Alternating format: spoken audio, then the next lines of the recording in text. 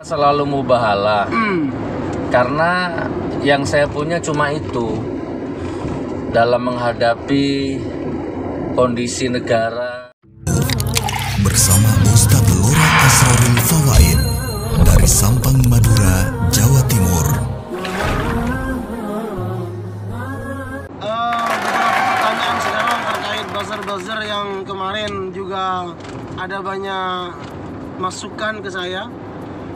Satu, kenapa Gus Nur selalu isinya mubahalah? Yang ini pertama. Ya. Yang kedua, kenapa Gus Nur setiap dakwahnya selalu dimasukkan ke YouTube? Nah, ini bukan saya loh, Gus. Bukan saya ini. Orang ke saya. Kemudian kenapa Gus Nur itu selalu menjelek-jelekkan satu sama lain? Kan dakwah bukan seperti itu. Tiga ini sementara jawab, Gus. Kenapa selalu mubahalah? Karena yang saya punya cuma itu dalam menghadapi kondisi negara, ekonomi, hukum, politik.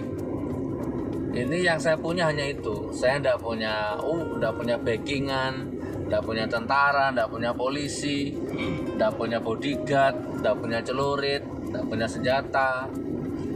Saya hanya punya mubahalah. Ya sudah, mubahalah itu. Mahuwali ahli.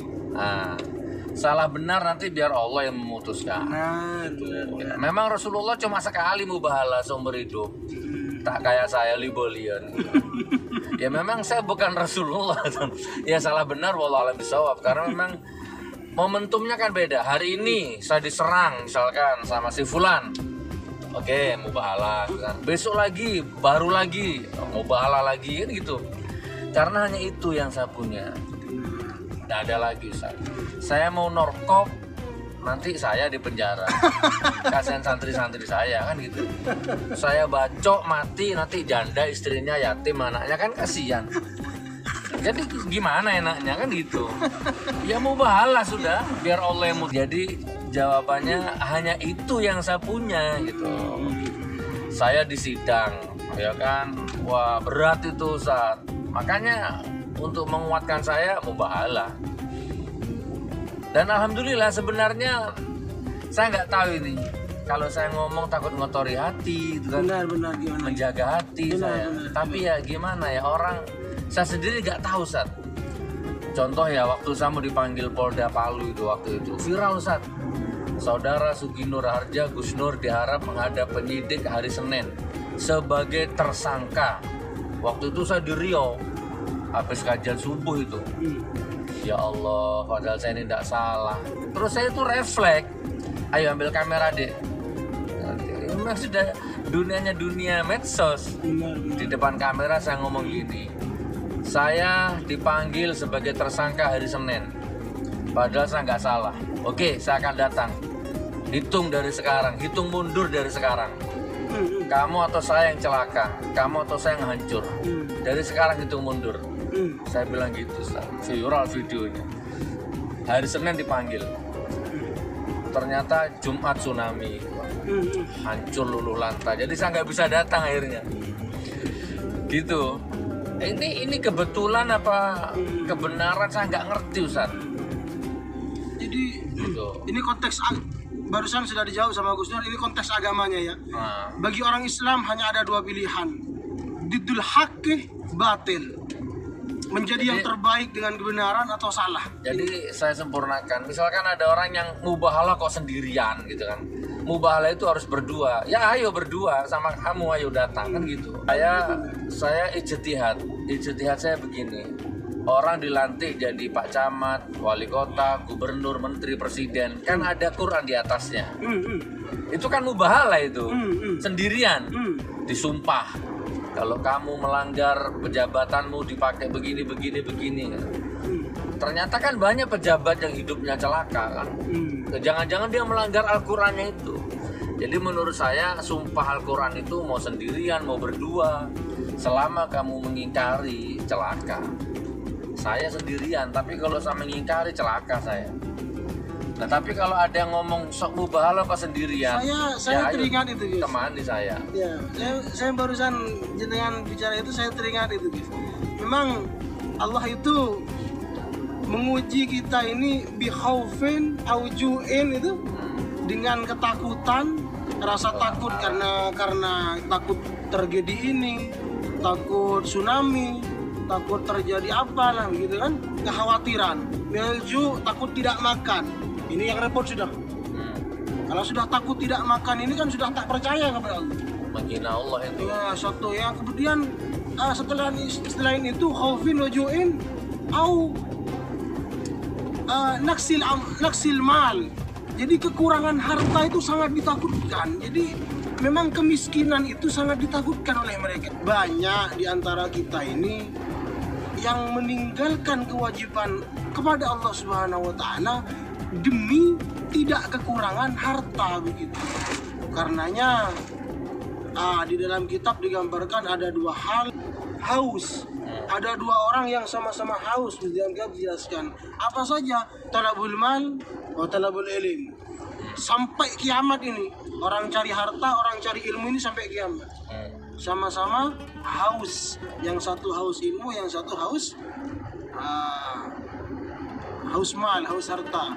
Jadi ini mungkin yang mubahalah pertama. Yang kedua, kenapa selalu dimasukkan ke YouTube? Lah kenapa caneng kok apa masuk ke kamar mandi, apa masuk ke sempak, kenapa caneng kok gitu? Mau dimasukkan ke jeding, mau dimasukkan ke mana kan tak ngurus mak kepo aja. Itu jawaban yang pertama ya. Kenapa kok dimasukkan ke YouTube? Apa caneng kok? Apa kata saya mau tak masukkan di mana? Itu yang pertama. Yang kedua, saya dari YouTube itu punya penghasilan minimal 20 juta per bulan. 20 juta sebulan minimal dari YouTube. Wah, bisa tuh ngidupin santri di Palu, bisa tuh bedah rumah. Minimal itu, pernah 40. Jadi bisa untuk membantu fakir miskin. Itu yang kedua. Sasarannya itu tepat, guys. Jadi jangan percaya kepada mereka-mereka yang selalu nyinyir itu. Ya, 20 juta per bulan banyak itu. Nah, terus yang ketiga? Yang ketiga, ya kan memang sudah zamannya. Semua orang sekarang harus punya YouTube. Ya, berkreatif. Bukan hanya Gus Nur yang punya YouTube, Indra, saya rasa. Semua sekarang ini. Iya. Gus Nur masih lumayan, artinya tidak sampai minta subscribe. Nggak sampai gitu. Itu saya mendukung Gus Nur karena memang satu tidak ngemis subscribe.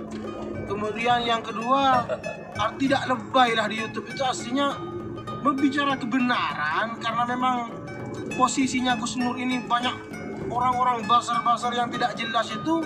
Ya akhirnya seperti ini keadaan. Tapi lagi-lagi kebenaran yang akan membuktikan.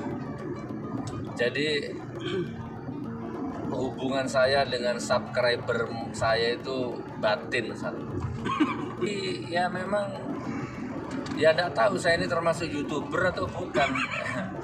Karena YouTube bagi saya media dakwah, media silaturahim. Saya pun juga begitu kadang, Gus. Kadang kenapa setiap undangan dimasukkan Facebook, dimasukkan ke story. Guys, mohon maaf. Kalau yang dibuat story itu kemudian hal-hal yang jorok, kemudian hal-hal yang tidak bermanfaat, saya pun kadang merasa tidak khairun nas anfa'uhum linnas gitu loh. Ya, kadang ada orang mau mandi aja di-upload. Ini jadi saya rasa sampai dulu Gus di pesantren itu masih pertama web, bukan di YouTube ya, web. Saya tuh buat judul sketsa pada tahun 2001 kayaknya. Saya buat judul mengislamkan web pada waktu itu. Benar.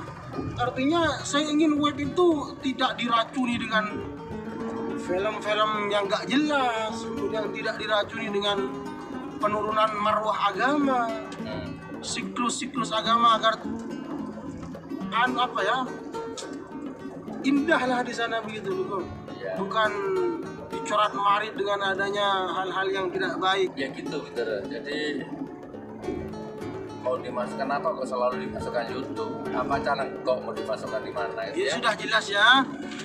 Nah, ini untuk penyempurnaan saja. Saya kira ya kembali lagi kepada pembahasan yang awal, diddul haqqi batil. Jadi lebih baik kita berbicara kebenaran banyak musuhnya daripada kita dipuji karena kesalahan kita, dipuji dalam kebutaan kebenaran. Jadi haqqun bi ghairin nidam yaghlibuhul batil bin nidam. Jangan sampai karakter kebaikanmu dikalahkan oleh kebiasaanmu yang jelek. Jangan sampai karakter baikmu dikalahkan oleh hal-hal keburukanmu yang tidak engkau sengaja. Jadi teruslah berbuat baik. Lebih baik ditampar orang berilmu. Lebih baik ditampar orang berilmu daripada dicium orang yang jahil. Orang munafik. Kun salihan. Jadilah orang saleh. Kun aliman, la takun jahilan. Jadilah orang yang hebat, orang yang berilmu, bukan orang yang bodoh, yang mudah ditipu, yang diam. Dan jangan lupa nambah istri, harus 4. Nah, terima kasih semuanya. Jazakallah hasanal jazak. Mudah-mudahan kita semua dalam lindungan Allah. Akhirul kalam, assalamualaikum warahmatullahi wabarakatuh.